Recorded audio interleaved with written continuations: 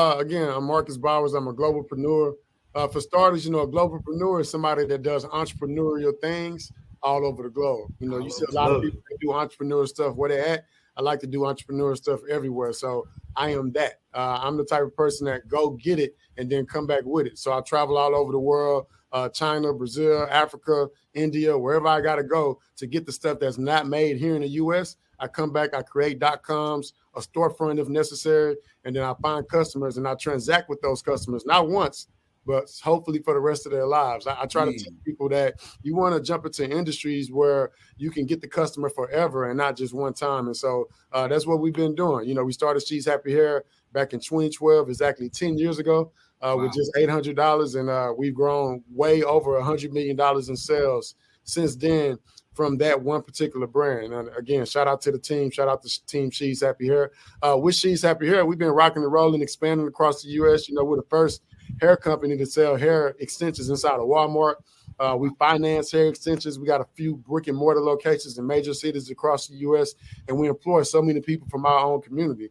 And so with those same strategies that I used to grow and start She's Happy Hair, we started jumping into other industries, man. I tell people, all the time, like before 2020, I only had one brand.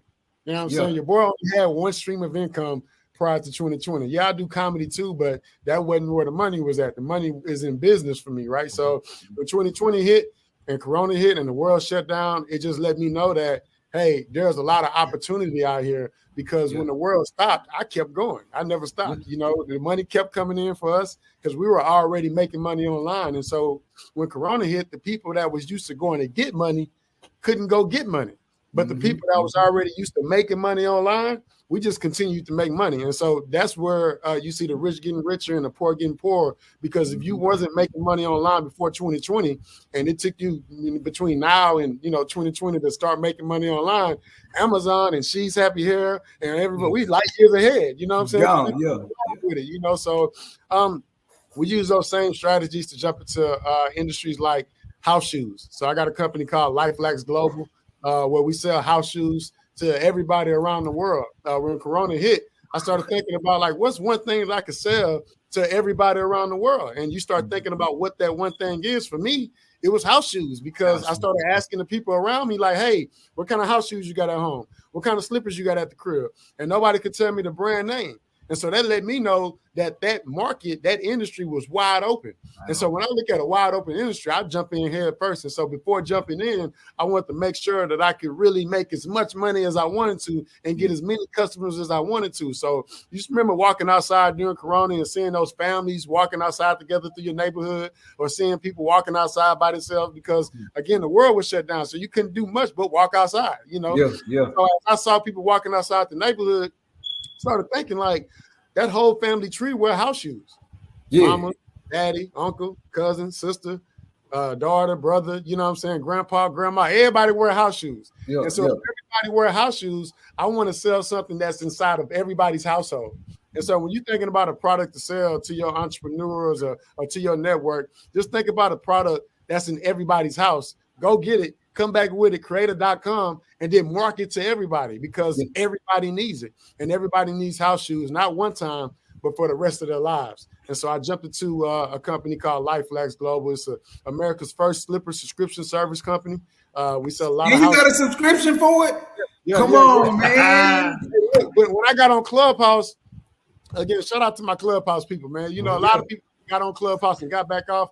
I got on Clubhouse and stayed, because that's where the information was at. It's not a lot of places where I can walk on earth and talk to some billionaires and millionaires and get these strategies and then implement them real time. When I got on Clubhouse, I started listening to what the billionaires and the millionaires were doing.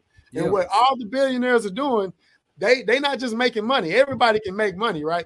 But the billionaires, they make money from you forever. Think about Apple Music, right? We used to buy CDs. I was just talking to my homeboys about you could tell who had money back then, back in the 90s or the 2000s, early 2000s, based on the amount of CDs you had in your CD case. You know what I'm saying? I had that big, thick CD case, right? I had to flip my CDs, and so that's what I did with my bread. But nowadays, you just pay $9.99 for the rest of your life to hear everything that you want to hear.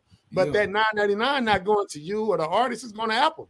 And then the same thing with Amazon Prime. You know, you got Netflix, all these subscriptions, all these billion-dollar companies got memberships and subscriptions. And so I was like, I want some of that. I want to do that. I don't want to just transact and make money from you individually one time or every now and then. I want that subscription. I want that for show money coming in. And so I started working on that. And that's what Life Lacks Global is. So go follow Life Lacks Global on social media and buy some shoes. Plus, Black Lives Matter, right? If Black Lives Matter, show me. If you and you got somebody else house shoes in your house, come holler at your boy. You know what I'm saying? Tell your people come get some house shoes too, right? Again.